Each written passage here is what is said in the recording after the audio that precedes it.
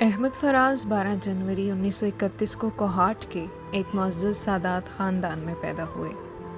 ان کا اصل نام سید احمد شاہ تھا۔ احمد فراز نے جب شاعری شروع کی تو اس وقت ان کا نام احمد شاہ کوہاٹی ہوتا تھا، جو بعد میں فیض احمد فیض کے مشورے سے احمد فراز ہو گیا۔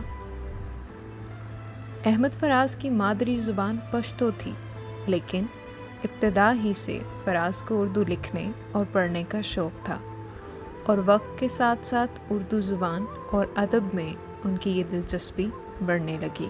ان کے والد انہیں ریاضی اور سائنس کی تعلیم میں آگے بڑھانا چاہتے تھے، لیکن احمد فراز کا فطری میلان ادب و شاعری میں تھا، اس لیے انہوں نے پشاور کے ایڈورڈ کالج سے فارسی اور اردو میں ایم اے کی ڈگری حاصل کی اور باضابطہ ادب و شاعری کا مطالعہ کیا۔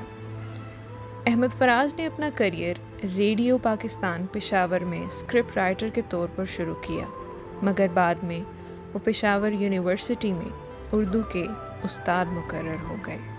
فراز اپنے عہد کے سچے فنکار تھے۔ حق گوئی اور بے باکی ان کی تخلیقی فطرت کا بنیادی عنصر تھی۔ انہوں نے حکومت، وقت اور اسٹیبلشمنٹ کی بدعنوانیوں کے خلاف ہمیشہ آواز بلند کی۔ جنرل ضیاء الحق کی آمریت کو سخت تنقید کا نشانہ بنانے کی پاداش میں انہیں گرفتار بھی کیا گیا۔ وہ 6 سال تک یورپ میں جلاوطنی کا عذاب سہتے رہے۔ فراز کی شاعری جن 2 بنیادی جذبوں، رویوں اور تیوروں سے مل کر تیار ہوتی ہے، وہ احتجاج، مزاحمت اور رومان ہے۔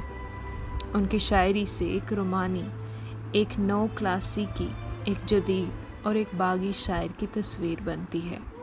انہوں نے عشق، محبت اور محبوب سے جڑے ہوئے ایسے باریک احساسات اور جذبوں کو شاعری کی زبان دی ہے جو ان سے پہلے تک انچھوئے تھے۔ فراز کی شخصیت سے جڑی ہوئی ایک اہم بات یہ بھی ہے کہ وہ اپنے عہد کے سب سے مقبول ترین شاعروں میں سے تھے۔